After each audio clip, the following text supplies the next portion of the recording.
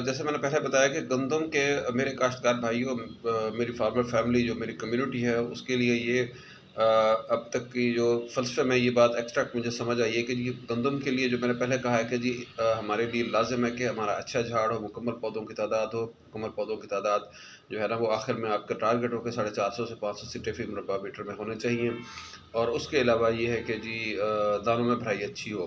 तो अभी हम जो है ना वो झाड़ के लिए क्या कर सकते हैं? देखिए टिलरिंग पाकिस्तान की 1.5 है, एक दाने से पाकिस्तान की एवरेज जो टिलर है वो एक दाने से डेढ़ सिट्टा बनता है। तो टिलरिंग के लिए कहा जाता है कि जी वैरायटी 50 टिलर करती है, 70 करती है, लेकिन फील्ड में जाकर जब आप आखिर में देखते हैं तरीक़ा काश्त अगर बेड स्विंग के अलावा हो तो उसमें चेक कर लीजिएगा कि इतने टिलर्स नहीं बनते। इसके लिए लंबी लिस्ट है जिसको मैं बाद में डिस्कस करूँगा कि टिलरिंग ना होने की वजूहात क्या है, उसमें कितने अवामिल हैं जो कि हमसे कुछ चाहते हुए, कुछ ना चाहते हुए भी सरज़द हो जाते हैं।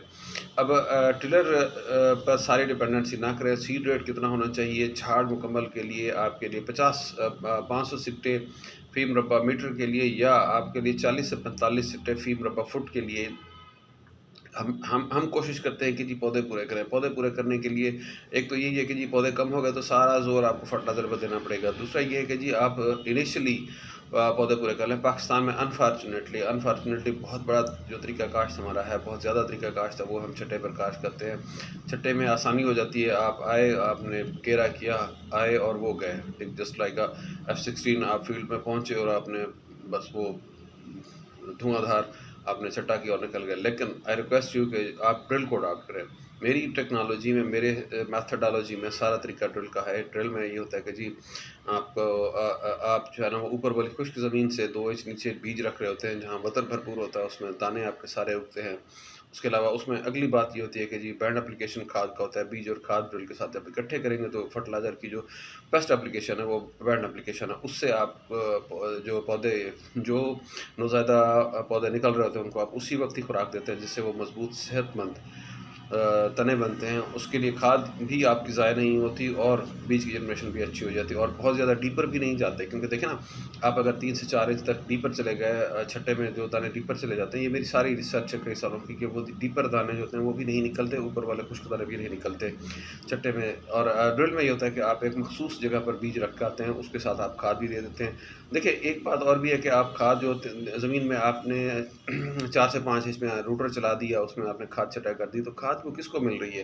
क्या वो सारे गंदम के बीजों को मिल रही है? नहीं, उसमें ये होता है कि खाद वो दुश्मनों को भी मिल रही होती है। आप जड़ी-बूटियों के बीजों को भी खाद दे रहे होते हैं, उससे वो आगे आते हैं, फिर आपके लिए प्रॉब्लम होता है कि जी आप उस दुश्मन को मारने के लिए फिर आपके खर्चे होते हैं।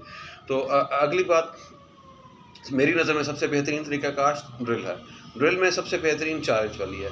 4 इंच में आप जब ड्रिल कर रहे होते हैं उसके लिए फिर ये होता है कि 4 इंच में हर किसी के पास ये ड्रिल दस्तयाब नहीं है। उसका अल्टरनेट तरीका ये है कि जी 7 इंच वाली ड्रिल है या 9 इंच वाली ड्रिल है उसको शुमाल, जनूब और मशरक़ वगैरह में क्रॉस कर दें। क्रॉस में भी आप 2 इंच तक ही रखें depending upon the moisture in the soil. उसमें आप 2 इंच डीपर रखें, उसके पीछे सुहागा लगा दें। मेरे सोशल मीडिया पर ऐसी वीडियोज़ पड़ी हैं, मेरे यूट्यूब चैनल पर ऐसी वीडियो पड़ी हैं, इस फेसबुक पर भी मैं ये शेयर करता रहूँगा कि आप 4 इंच पर रिक्वायर्ड ड्रिलिंग है वो 3.5 इंच पर हो जाती है। अगर आप 7 इंच को दो तरफ़ा करते हैं तो 3.5 इंच पर हो जाती है। पीछे सुहागा रखें, सुहागा रखने से बीच नंगे पर भी मिट्टी आ जाती है और रिज भी नहीं बनती। तो मेरी नज़र में आपकी जो बेस्ट प्रैक्टिसेज़ हैं वो ड्रिल होनी चाहिए। ड्रिल में भी आप 4 इंच को मीट करें। Thank you so much. अल्लाह हाफ़िज़।